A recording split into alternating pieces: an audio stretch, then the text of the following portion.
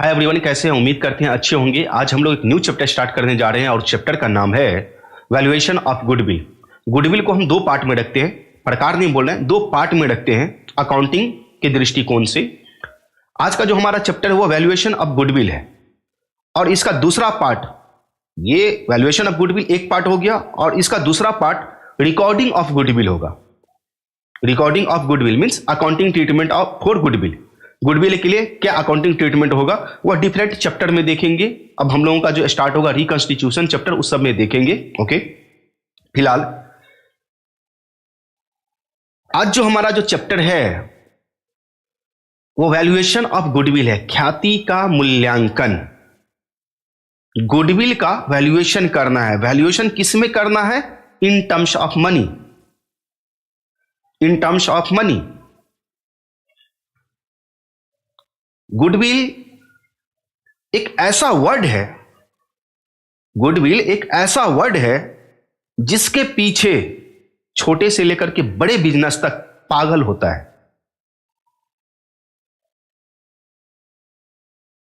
क्यों? क्योंकि जिस बिजनेस में जितना गुडविल होगा वह बिजनेस उतना ही प्रॉफिट अर्न करेगा। हम जितना देखते हैं ना आजकल, जितना भी देखते हैं प्रचार प्रसार ये वो, जितना भी देखते हैं सब कहीं ना कहीं वह गुडविल को इंक्रीज करने में लगा हुआ है कि उस बिजनेस का गुडविल कैसे बढ़े। गुडविल एक ऐसा एसेट्स है जो आपको रास्ता पे नहीं दिखेगा। ये सोच है हमारा, ये सोच, और ये सोच क्रिएट किया जाता है बहुत तरीके से। ये सोच पब्लिक के बीच बिजनेस कई तरीकों से क्रिएट करता है। कोई प्रचार प्रसार करके, कोई अपना गुड क्वालिटी सेल करके, कोई कस्टमर से अच्छे से बिहेव करके, अच्छा सर्विस दे करके। गुडविल हम लोग देखते नहीं है, ये हमारा सोच है। छोटा हो या बड़ा हो, कुछ भी, हम कोई भी एक छोटा सा भी प्रोडक्ट हम लेते हैं तो उसके बारे में 10 बार सोचते हैं। किस ब्रांड का लिया जाए, कैसा लिया जाए, किसका क्वालिटी अच्छा होगा, लेने के बाद वो सर्विस देगा या नहीं देगा। तरह तरह के हमारे दिमाग में बात चलता है, तब जाकर के हम उस प्रोडक्ट को परचेज करते हैं। तो ये जो हमारे दिमाग में चलता है, ये सोच जो हमारे दिमाग में बन रहा है, और ये जो सोच क्रिएट हुआ है हमारे दिमाग में, और सोच समझ करके हम जो कोई प्रोडक्ट परचेज करते हैं, तो अल्टीमेट हम जिस प्रोडक्ट को परचेज करते हैं और जिस प्रोडक्ट को हम छोड़ देते हैं, तो जिसको हम छोड़ते हैं उसके अपेक्षा हम जिसको हम परचेज करते हैं उसका गुडविल हमारे दिमाग से, मतलब हमारे सोच से उसका गुडविल अच्छा है। और गुडविल को एक शब्द में बोला जाए तो क्या बोल सकते हैं? किसी भी बिजनेस का रेपुटेशन, किसी भी बिजनेस का रेपुटेशन ही उसका गुडविल है। इज्जत, मान मर्यादा, रिद्धि प्रसिद्धि, विख्यात।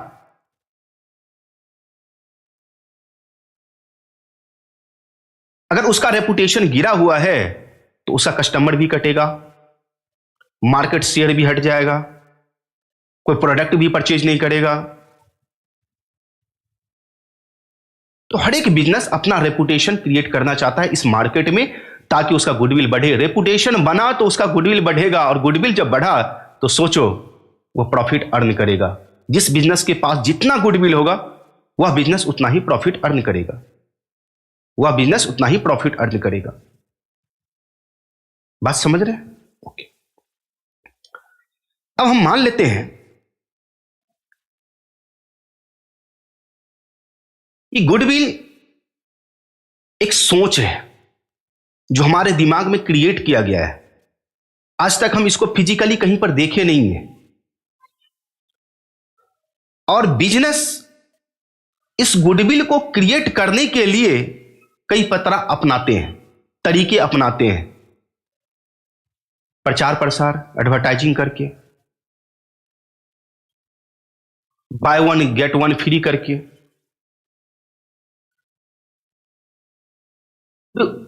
क्वालिटी का प्रोडक्ट सेल करके,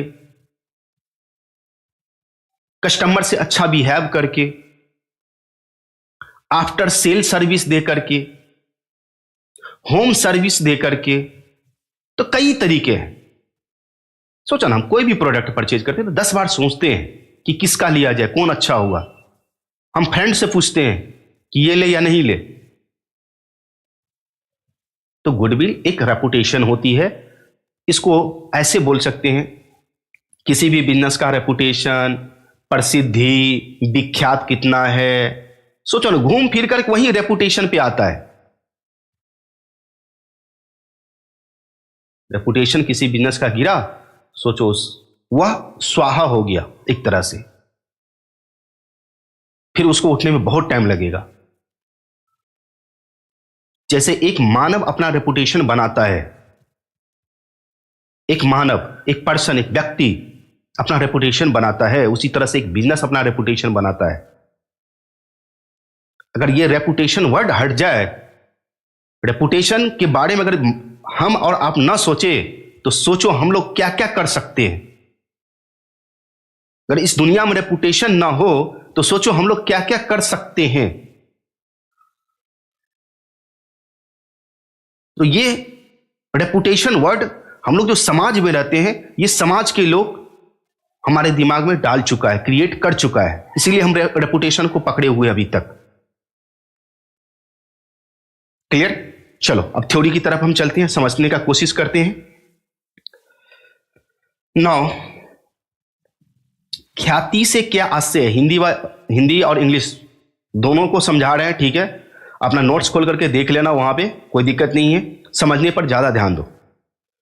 ख्याति से क्या आशय है? What do you mean by goodwill? Goodwill, ख्याति एक अदृश्य मीन्स हमारे सोच में है, हमें दिखता नहीं है कहीं पर, अमूर्त है, मूर्त नहीं है। ये आपको दिख रहा है, ये मूर्त है, और जो चीज नहीं दिखाई देता उसको अमूर्त बोलते हैं। अदृश्य अमूर्त अस्थाई संपत्ति होती है, फिक्स एसेट्स है ये, इंटेंजिबल फिक्स एसेट्स। नाम सुने होंगे आप लोग, पढ़े हैं क्लास 11th में अकाउंट, तो जरूर नाम सुने होंगे intangible fixed assets. Goodwill, patent, copyright, trademark, licence, ये सब इंटेंजिबल फिक्स एसेट्स होता है, जो किसी व्यवसाय की प्रसिद्धि, कितना पॉपुलर है, अच्छे नाम, ब्रांड, प्रतिष्ठा, रेपुटेशन का ऐसा मूल्य होता है, वैल्यू होता है, जिससे कि वह उस व्यवसाय में अन्य इकाइयों द्वारा अर्जित किए गए सामान्य लाभ की अपेक्षा अधिक लाभ अर्जित करता है। हमारा रेपुटेशन अच्छा है, मान लो कि सोचो मैं अगर एक चोर हूं, बदमाश हूं, तुम अच्छे इंसान हो, क्या मेरे साथ कभी रह सकते हो? नहीं, बात करने से भी डरोगे। अगर हमारा बिहेव गलत है तो आप मेरे साथ नहीं रह सकते हो।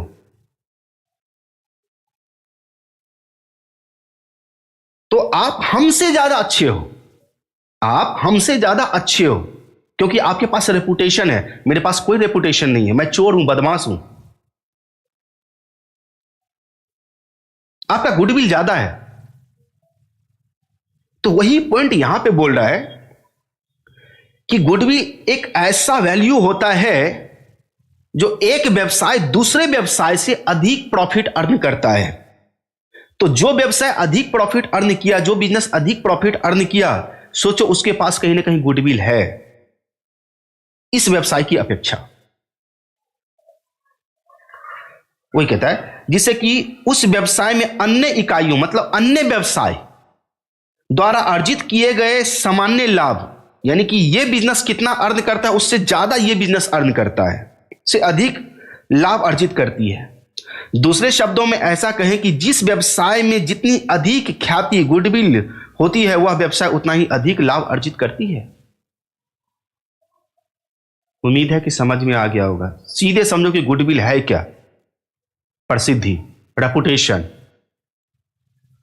पॉपुलैरिटी, ब्रांड, इसी सबको गुडविल बोलते हैं, जो हमारे दिमाग में चलता है।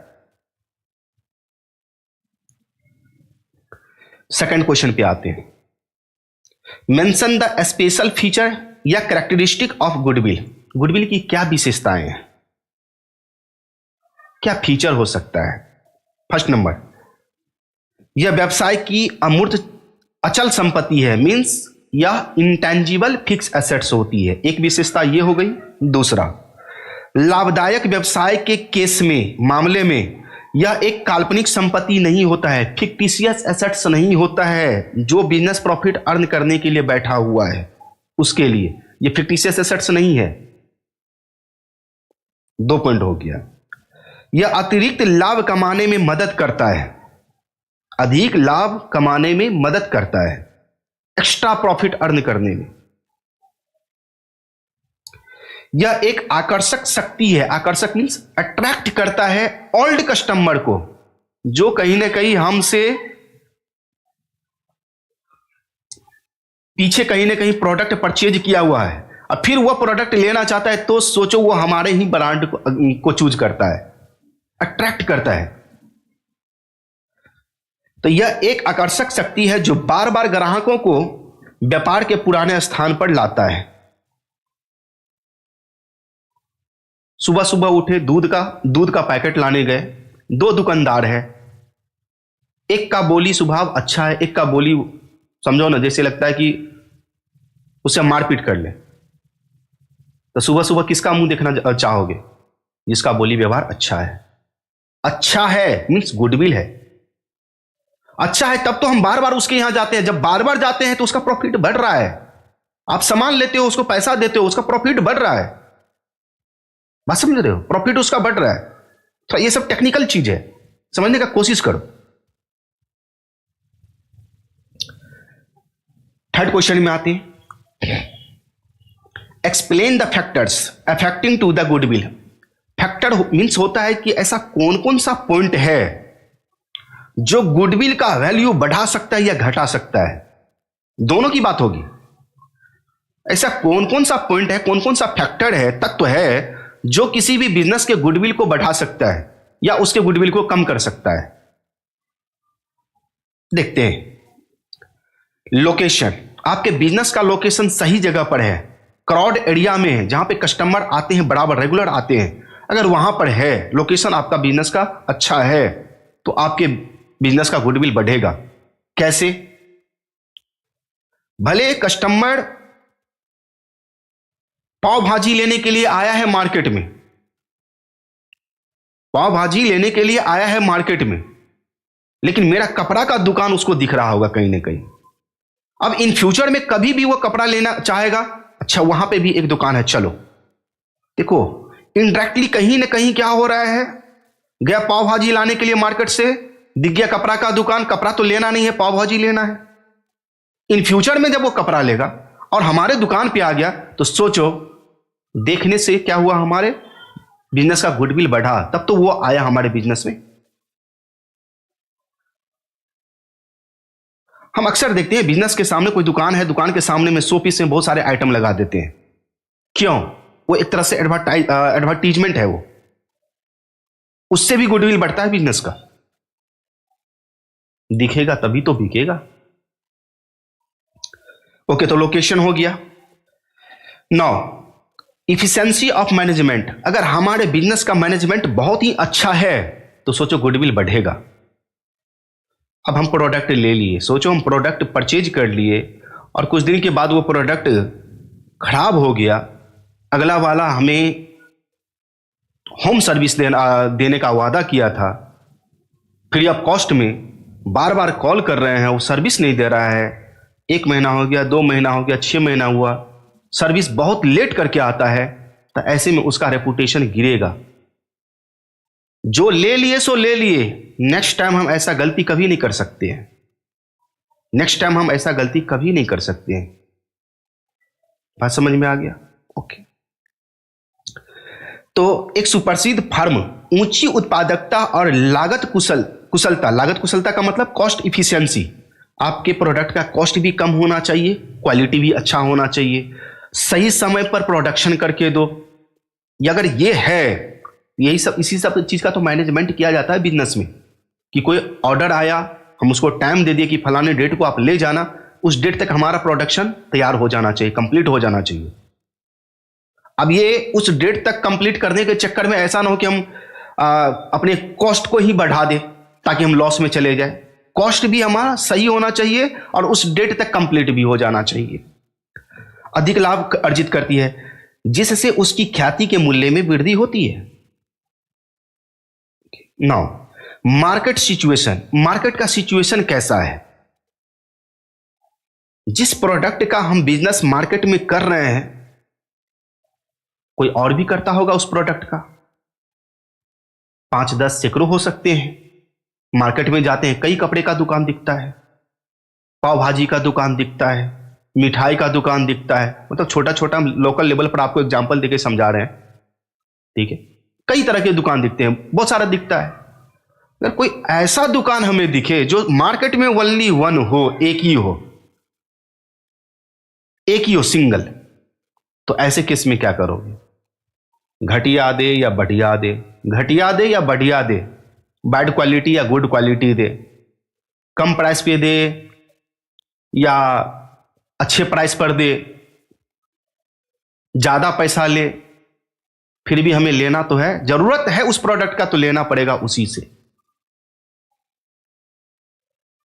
इसको बोलते हैं एकाकी व्यापार, सॉरी मोनोपोली मार्केट बोलते हैं इसको, एकाधिकार बाजार, मोनोपोली मार्केट। या ऐसा भी है जहां पे हमारे पास जैसे मान लो कि कपड़े का दुकान है, एक हमारा है, 2-4 और है।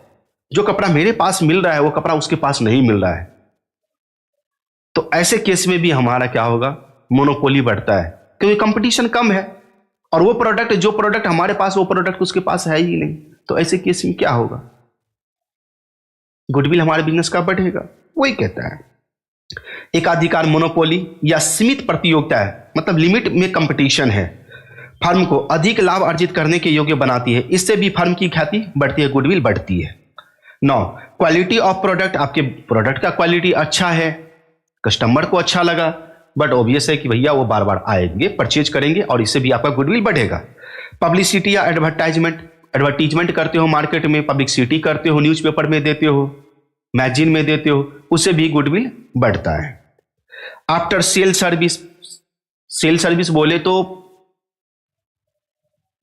फोन हमने सेल कर दिया, अगर कोई प्रॉब्लम होता है 1 ईयर के अंदर तो उसको हम सर्विस देंगे।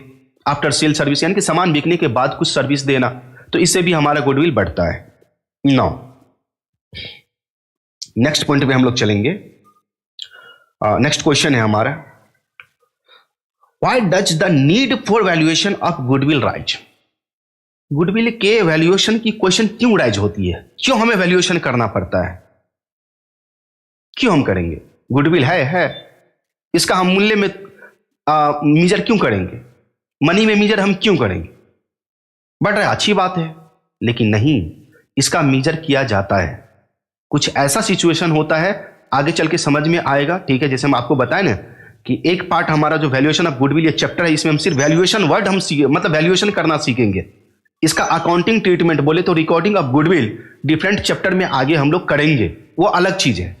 अब क्यों करना पड़ता है? उसी लिए तो हमें वैल्यूएशन करना पड़ता है। अगर इसका रिकॉर्डिंग ऑफ गुडविल आगे नहीं करना पड़ता तो इसका हम वैल्यूएशन भी नहीं करते।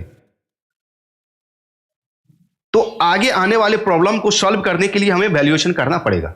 तो वैल्यूएशन इसी चैप्टर में है, तो 3-4 चैप्टर में आपको, जैसे मान लो चाइनीज प्रॉफिट शेयरिंग रेशियो हो गया, एडमिशन हो गया, रिटायरमेंट हो गया, डेथ हो गया, इस सब 4 चैप्टर में आपको गुडविल का रिकॉर्डिंग करना पड़ता है। लेकिन वैल्यूएशन आप यहीं पर सीख लो। वहां पर भी कोई क्वेश्चन में क्या होगा, पहले वैल्यूएशन करना पड़ेगा, फिर उसका रिकॉर्डिंग करना पड़ेगा। तो वैल्यूएशन हम लोग इसी चैप्टर में सीख लेंगे पूरा कंप्लीट। आगे सिर्फ रिकॉर्डिंग से मतलब रहेगा, कैसे रिकॉर्डिंग करना है। वैल्यूएशन रहेगा तो वैल्यूएशन तो इस चैप्टर से हम सीखे हुए हैं, जैसे यहां पर वैल्यूएशन करते हैं वही उसी टाइप से वहां पर भी वैल्यूएशन करना पड़ेगा गुडविल का। 9 अब कहता है, सामान्यतः व्यवसाय के बिक्रे के समय जब हम बिजनेस सेल करते हैं, अपना बिजनेस सेल कर दिए के समय ख्याति के मूल्यांकन की आवश्यकता होती है। अब मान लो सैमसंग एक ब्रांड है, सैमसंग एक ब्रांड है, सैमसंग का मोबाइल आता है, बहुत सारा प्रोडक्ट आता है, डिजिटल प्रोडक्ट सब आता है। उसके मालिक का नाम कभी सुने हो? नहीं सर। अगर सैमसंग को कोई परचेज कर लेगा फिर भी आप उसका मालिक का नाम सुनोगे? नहीं। ब्रांड है, हम सैमसंग नाम सुन के लेते हैं कि ये सैमसंग का है, ये सैमसंग का है, नाम देख करके, लोगो देख करके हम परचेज करते हैं प्रोडक्ट। उसका मालिक कोई है, उसे कोई फर्क नहीं पड़ता है। अब सैमसंग कंपनी अपना कंपनी किसी दूसरे के हाथ बेच दिया, नाम तो वही है, गुडविल तो वही है, मालिक चेंज होने से क्या उसका प्रोडक्ट हम खरीदना बंद कर देंगे? नहीं। वही लाइन कहता है, अगर बिजनेस और सेल किया जाता है तो उस समय गुडविल का जो हम जो सैमसंग अपना इतना जो ब्रांड बना रखा है उसका रुपया लेगा वो। ओके, ख्याति के मूल्यांकन की आवश्यकता होती है, किंतु साझेदारी फर्म यानी कि पार्टनरशिप के केस में कुछ ये पॉइंट है जहां पे हमें गुडविल का वैल्यूएशन करना कंपलसरी लगता है, अनिवार्य हो जाता है। वो कौन कौन सा केस है वो देख लेते हैं। जब एक वर्तमान साझेदार अपने लाभ विभाजन अनुपात में परिवर्तन करता है। लाभ विभाजन अनुपात में परिवर्तन का मतलब सर समझेंगे आगे। ओके, खुद ब खुद समझ में आ जाएगी, चैप्टर ही है हमारा। नए साझेदार के प्रवेश के समय, साझेदार का सेवानिवृत्ति होने, बोले तो रिटायरमेंट के समय, कोई पार्टनर का डेथ हो जाता है तो उस समय भी गुडविल का वैल्यूएशन करना कंपलसरी हो जाता है। किसी दो पार्टनरशिप फर्म एक हो जाता है, अमेलगेमेट हो जाता है, एक हो जाता है एकीकरण, तो उस केस में भी गुडविल का वैल्यूएशन करना पड़ता है। क्लियर? तो ये 5-6 पॉइंट है। ओके, अगर पूछे एग्जाम में, अच्छा वीवीआई इसमें हम बोल ही देते हैं, ये भी आपका वीवीआई है, ये भी आपका वीवीआई है, ये भी आपका वीवीआई है। ओके, ये भी आपका वीवीआई है। इसको छोड़ो, तो मेथड है, इसका एक्सप्लेनेशन कर देंगे। ओके, कभी कभी क्या होता है कि गुडविल के वैल्यूएशन के कौन कौन से मेथड है, तो मेथड भी पूछा जाता है, ये भी रख लो। इसमें लमसम ज्यादा क्वेश्चन भी नहीं दिए हैं, बहुत कम क्वेश्चन है, 9-8 क्वेश्चन है, इसमें ज्यादा क्वेश्चन भी नहीं है, सारा का सारा वीवीआई दिए हुए हैं। ओके, और कौन कौन से मेथड है, किसी एक मेथड का एक्सप्लेनेशन करने के लिए बोल देगा एग्जाम में, अगर थ्योरी पूछा जाता है तो ख्याति के मूल्यांकन के कौन कौन से विधि है यानी कि मेथड है, तो यहां पर देखो 3 मेथड है। एक तो आपका एवरेज प्रॉफिट मेथड हो गया, जिसमें वेटेड एवरेज प्रॉफिट भी आ जाता है, सुपर प्रॉफिट मेथड हो गया, और कैपिटलाइजेशन मेथड हो गया। कैपिटलाइजेशन मेथड में 2 हो जाता है, कैपिटलाइजेशन ऑफ एवरेज प्रॉफिट और कैपिटलाइजेशन ऑफ सुपर प्रॉफिट। अब एक एक करके हम लोग देखेंगे। 6 नंबर में देखो वही है, एवरेज प्रॉफिट मेथड से गुडविल का वैल्यूएशन कैसे किया जाता है। तो गुडविल का वैल्यूएशन करने के लिए हमें सबसे पहले प्रॉफिट देखना पड़ता है कि हमारे बिजनेस का नॉर्मल प्रॉफिट। अब नॉर्मल प्रॉफिट भी समझ लो, यहीं पर समझा देते हैं नॉर्मल प्रॉफिट क्या होता है। हमारा काम क्या है, पढ़ाना। हम आपको टीच करते हैं, पढ़ाते हैं, उस के बदले में जो हम आपसे फीस लेते हैं, ये हमारा डायरेक्ट इनकम है, ये हमारा नॉर्मल प्रॉफिट है। अब हमारा साइड का भी कुछ बिजनेस है, उस साइड का बिजनेस जो साइड बिजनेस है, उससे जो प्रॉफिट हो रहा है, वो प्रॉफिट हम इस एजुकेशन में और इसके गुडविल का वैल्यूएशन में उस प्रॉफिट को शामिल नहीं करेंगे। तो इस प्रोफेशन से जो हमारा इनकम हो रहा है, उसी इनकम को हम लोग आधार बना करके गुडविल का वैल्यूएशन करेंगे, आधार बना करके गुडविल का वैल्यूएशन करेंगे। ना तो साइड बिजनेस के प्रॉफिट को हम लोग इंक्लूड नहीं करेंगे। Concept clear? ओके, नाउ आ जाओ समझते हैं। यदि ख्याति के मूल्यांकन की सरल और व्यापारिक विधि है, तो इस विधि के अनुसार, यानी कि यह सबसे सिंपल है एवरेज प्रॉफिट मेथड।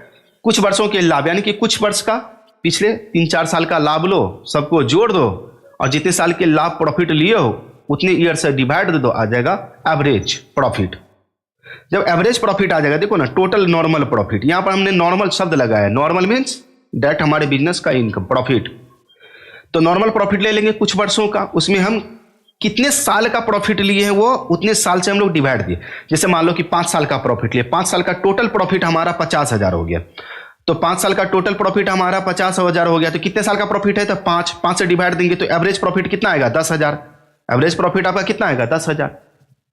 तो ये 10,000 हमारा एवरेज प्रॉफिट निकल गया। अब इसके आधार पर गुडविल का वैल्यूएशन किया जाएगा। कैसे?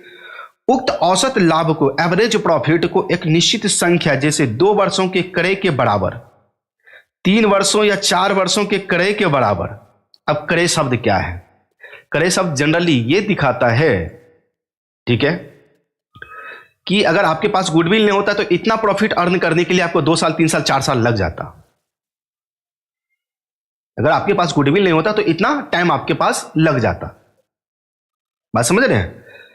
से गुना करके ख्याति का मूल्य निर्धारित किया जाता है। अतः वैल्यू ऑफ गुडविल बराबर एवरेज प्रॉफिट ले लेंगे और नंबर ऑफ ईयर्स परचेज से मल्टीप्लाई कर देंगे। ये आपके क्वेश्चन में दिया ही रहेगा। देखो नंबर ऑफ ईयर्स यहां पर है, कितने साल का प्रॉफिट लिए वो यहां पर है, लेकिन कितने साल का क्रय वर्ष दिया हुआ है, परचेज ईयर्स दिया हुआ है, वो यहां पर लेना है। इससे एवरेज प्रॉफिट, पहले तो ये एवरेज प्रॉफिट निकल गया, एवरेज प्रॉफिट यहां पर डाल दिए, नंबर ऑफ ईयर्स परचेज दिया रहेगा क्वेश्चन में, फटाफट, ज्यादा नहीं, इसमें बहुत सिंपल है।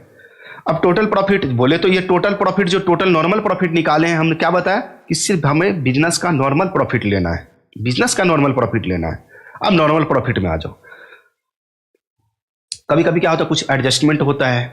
नॉर्मल प्रॉफिट है तो नॉर्मल प्रॉफिट अर्न करने के लिए कुछ तो खर्च भी होता है, जैसे बिजली का खर्च आता है, बहुत सारा खर्च होता है हमारे प्रोफेशन में, इंटरनेट है, ये सब का खर्च होता है। और खर्च उस प्रॉफिट में से घटाने के बाद जो प्रॉफिट आता है वो प्रॉफिट लेना है, यानी कि एक्सपेंसेज माइनस करने के बाद। तो कभी कभी क्या होता है कि कोई एक्सपेंसेज माइनस नहीं है तो उसे एक्सपेंसेज को माइनस करना पड़ेगा। क्वेश्चन मिलेगा, देखेंगे। नॉर्मल पास्ट बिजनेस लॉस, अगर 4 साल 5 साल का प्रॉफिट लिए, उसे मान लो कि तीसरे वर्ष में लॉस हो गया था, उसके बारे में बोल रहा है। इफ नॉट लेस, अगर कोई लॉस है जो लेस नहीं हुआ है तो घटा दिया जाएगा। 5 साल में 1 साल लॉस हो गया था तो 4 साल का प्रॉफिट जोड़ेंगे और ये 5वें साल का जितना प्रॉफिट है उसे हम लेस कर देंगे, आ जाएगा हमारा total normal profit. Abnormal profit, असामान्य लाभ, जिसको हम लोग साइड प्रॉफिट बोलते हैं, साइड इनकम बोलते हैं, या मिसिंग बिजनेस एक्सपेंसेज, अगर हमारे मेन इनकम में कोई साइड इनकम शामिल है तो उसे घटाना पड़ेगा, तो एबनॉर्मल प्रॉफिट को घटा देंगे। अगर हमारे मेन इनकम में हमारे बिजनेस का ही कोई खर्च नहीं घटा है तो उसे घटाना पड़ेगा, तो मिसिंग बिजनेस एक्सपेंसेज उसको बोलते हैं, कि मिस हो गया, नहीं घटा पाए तो उसको घटाना पड़ेगा। नन बिजनेस इनकम, कुछ हमारे बिजनेस का इनकम नहीं है, मीन्स साइड इनकम ये भी है, अगर ये हमारे इनकम में इंक्लूड है तो फिर वापस हमें घटाना पड़ेगा, तो इसे भी हम क्या करेंगे, घटा देंगे। एबनॉर्मल लॉस, अगर कोई लॉस है एबनॉर्मल और वो लॉस हमारे मेन इनकम में से घट चुका है, लॉस है तो घटेगा ही, हमारे प्रॉफिट को कम कर देगा, तो वापस उसे जोड़ देंगे। नन बिजनेस एक्सपेंसेज, हमारे बिजनेस का एक्सपेंसेज नहीं है, कोई साइड एक्सपेंसेज है, मान लो हमारे घर का खर्च है जो हमारे बिजनेस से रिलेटेड नहीं है, अगर वो घट चुका है हमारे मेन इनकम में से तो उसे वापस जोड़ देंगे, तो नन बिजनेस एक्सपेंसेज वापस जोड़ देना है। बिजनेस इनकम, अगर हमारा कोई बिजनेस इनकम है और वह छूट गया है, नहीं इंक्लूड हुआ टोटल इनकम में, तो उसे वापस क्या करेंगे, नॉट एडेड, तो वापस उसे जोड़ दिया जाएगा। तो इस तरह से हमारा नॉर्मल प्रॉफिट निकल जाएगा, टोटल प्रॉफिट। एक वेटेड एवरेज प्रॉफिट है, उसके बारे में देख लेंगे न्यूमेरिकल क्वेश्चन में, इसको जाने दो। आ जाओ, एक मेथड समाप्त हो गया और उस मेथड का क्या नाम था, super profit method. Super profit method समाप्त हो गया। नाउ अब हम लोग देखेंगे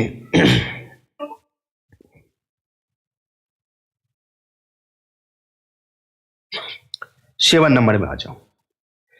ख्याति के मूल्यांकन की अधिलाभ, बोले तो सुपर प्रॉफिट मेथड कैसे है। सुपर प्रॉफिट मेथड ये कहता है, जनरली एक एग्जांपल के थ्रू हम समझा देते हैं। मान लो कि आप भी एक किराना दुकान, जनरल स्टोर किए, हम भी एक जनरल स्टोर किए, सीधे प्लेन समझ लेते हैं। 10 लाख रुपया आप भी लगाए, 10 लाख रुपया हम भी लगाए। आप भी सोचे कि कर्म भी फूट जाएगा, 10% कमा लेंगे, तो 10 लाख का 10%, 10 लाख का 10%, 1 लाख रुपया कमाओगे सालाना।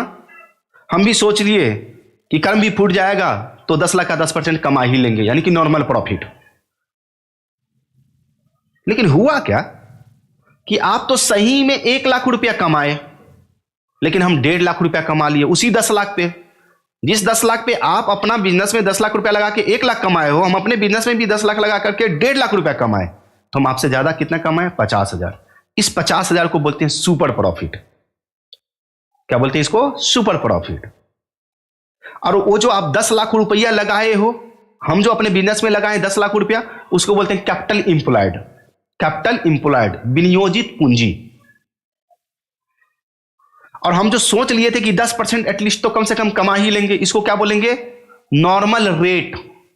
Normal rate 10%। कितना लगाए? Capital employed. कैपिटल इंप्लॉयड और जितना हम कमाए वो तो हमारा प्रॉफिट है।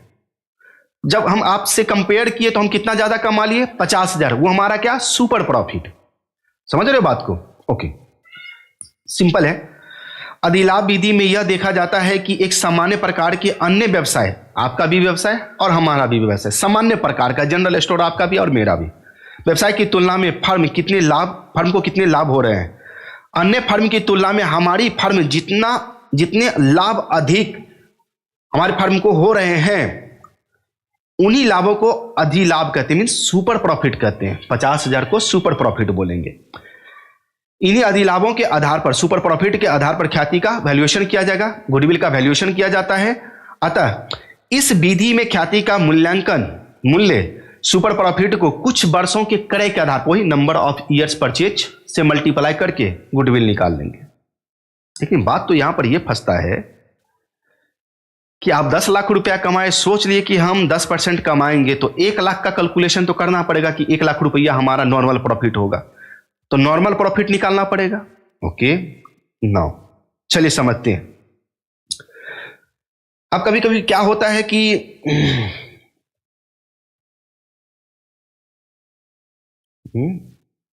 ये एवरेज प्रॉफिट आ गया, ठीक है। हमें एवरेज प्रॉफिट से क्या लेना देना भाई? कैपिटल इंप्लॉयड में हम चले आए क्या? नहीं, ये हमारा पॉइंट गलत है यहां पर। अभी के लिए सबसे पहले हमें नॉर्मल प्रॉफिट निकालना पड़ेगा। हटा देंगे जो भी मिस्टेक है उसको, हम सबको हटा देते हैं, ठीक है। ओके, अभी फटाफट आया है ना, टाइप हो गया, उसको सबको हटा दिया जाएगा। जहां भी एरर होगा सबको रेक्टिफाई कर दिया जाएगा। नॉर्मल प्रॉफिट बराबर होगा कैपिटल इंप्लॉयड। कितना रुपया आप लगाए बिजनेस में? तो 10 लाख। कितना सोचे थे? तो 10%। 10% का 10/100 कितना? तो 1 लाख रुपया प्रॉफिट होगा। ये हमारा नॉर्मल प्रॉफिट। सुपर प्रॉफिट आप कितना कमाए? तो 1 लाख रुपये एक्चुअल या एवरेज प्रॉफिट। कभी कभी क्वेश्चन में क्या होता है, एक्चुअल या एवरेज प्रॉफिट दे देता है, तो एक्चुअल प्रॉफिट होगा तो वो, ठीक है, एक्चुअल प्रॉफिट होगा तो वो, यानी कि एक्चुअल प्रॉफिट हमारा कितना हुआ?